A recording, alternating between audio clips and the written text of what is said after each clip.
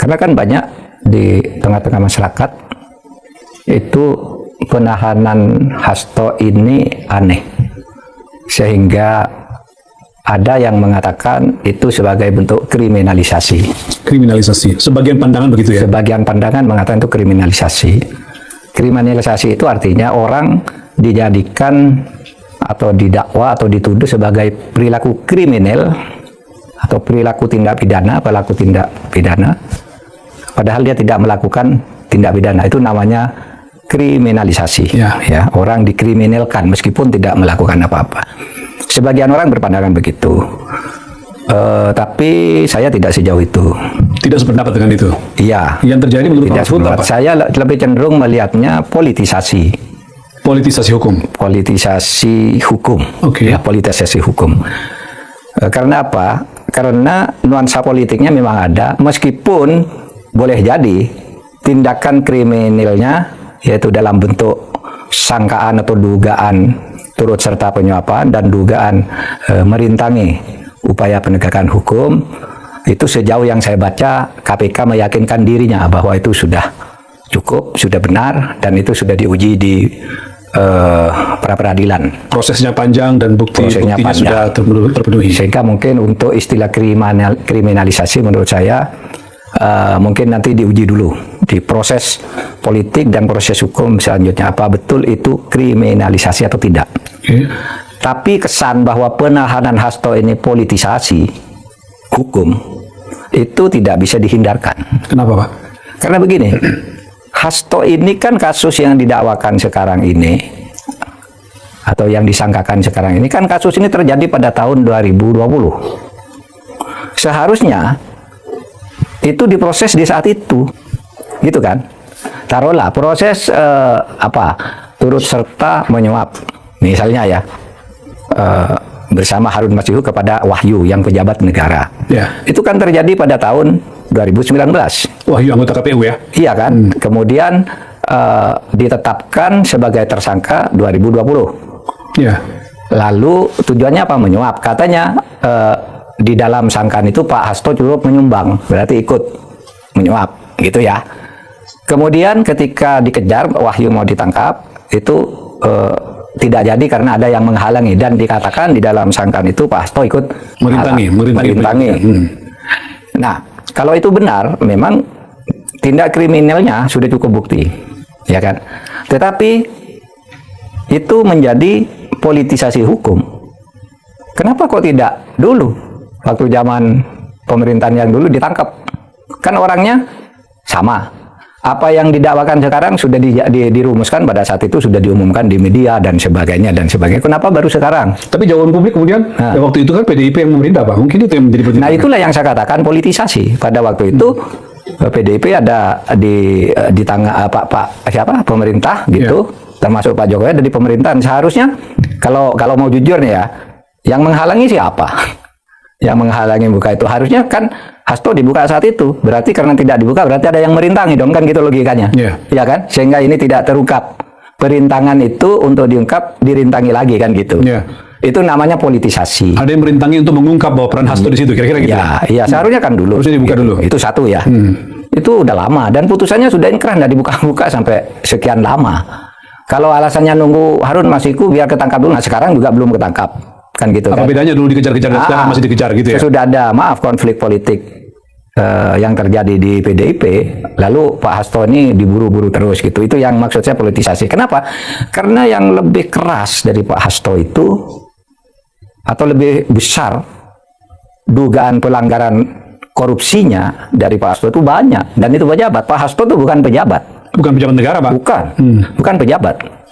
Ini Pak Mahfud membandingkan antara kasus Pak Hasto yang nilainya tidak seberapa dan dia bukan pejabat negara, dibandingkan dengan orang yang sebelumnya melakukan, dia pejabat negara dan nilainya lebih besar dari Hasto. Dan sudah inkrah putusannya bahwa disebut di dalam putusan pengadilan bersama-sama dengan X, ini menteri kan, seorang sekjen sebuah departemen dinyatakan terbukti secara sah dan meyakinkan melakukan korupsi bersama-sama dengan ini, ya namanya menteri. Sudah dipanggil ke KPK, tidak ada urusannya, tidak ada kelanjutannya sampai saat ini peristiwa dengan partai besar yang lainnya ya, Pak?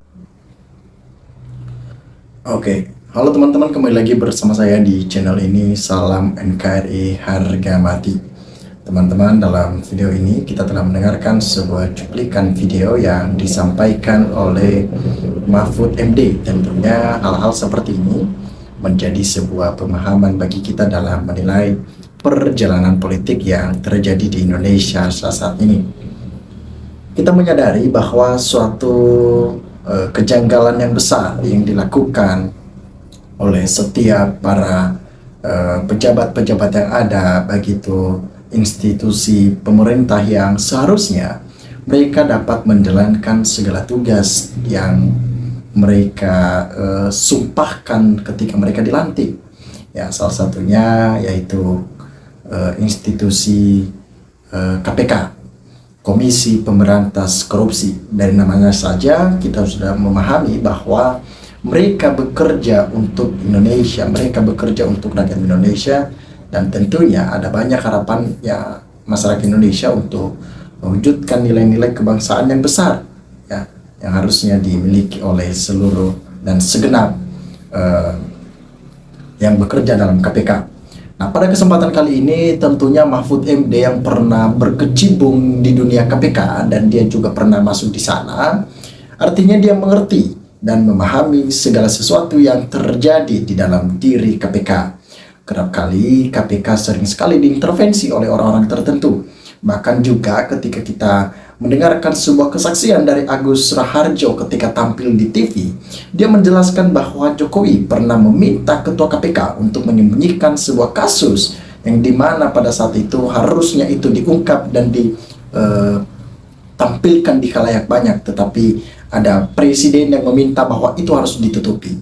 Nah, artinya gerakan-gerakan KPK masih dapat diintervensi oleh presiden, dan tentunya mereka hanya mengikuti arahan-arahan dari presiden, teman-teman.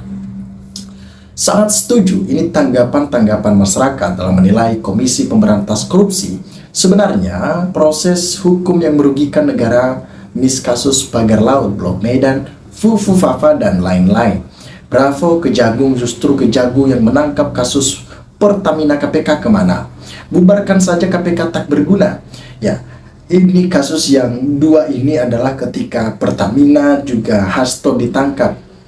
Malah KPK lebih fokus menangani orang-orang yang memang itu tidak merugikan negara sama sekali. Sedangkan yang merugikan negara yaitu di PT Pertamina yang dimana korupsi di sana, bukan KPK yang menangkap itu, tetapi Kejagung, teman-teman ya. Harusnya itulah pekerjaan-pekerjaan mereka, tetapi inilah kalau orang-orang dan institusi dan ketua KPK masih saja diintervensi oleh orang-orang tertentu. KPK kerja nggak amanah, ketua KPK jika berpihak disuap sama Jokowi, semoga diazab Allah Subhanahu wa Ta'ala, teman-teman. Oke, setuju. Apakah Pak Hasto terlibat kasus korupsi? Tidak juga. Tetapi kenapa beliau ditahan bagaikan koruptor? Selanjutnya, setuju komentar Prof. Mahfud. Pak Mahfud, undang-undang KPK tolong dirubah ke yang awal. Terus bubarkan KPK yang sekarang. Karena bukan KPK pilihan presiden yang baru. Itu KPK bentukan Jokowi ataupun titipan orang-orangnya Jokowi. Makanya digunakan oleh Jokowi untuk menangkap lawannya. Ini kami rakyat kecil ini bisa melihat kejanggalan-kejanggalan di KPK. Tapi sepertinya semua tutup mata, tidak berdaya. Kenapa?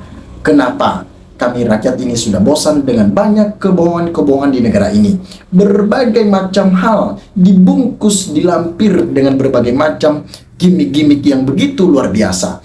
Saya setuju institusi KPK dibubarkan saja. Dulu di bawah tahun 2022, sebelum KPK dibentuk, didirikan negara dan bangsa juga berjalan. Justru setelah ada KPK, lebih runcing keadaan negara dan bangsa. Tentunya inilah yang perlu kita selesaikan bersama-sama.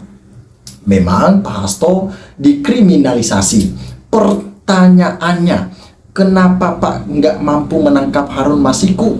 Kenapa Hasto yang ditangkap begitu? Sengaja ya, Prof. Mahfud, mohon kasih kami pencerahan Bapak, jujur kami bingung. Terima kasih. Tentunya tindakan yang dilakukan KPK membuat masyarakat linglung dan bingung. Ini kenapa sebenarnya? Bukan koruptornya yang ditangkap begitu ya. Seperti begitulah kira-kira.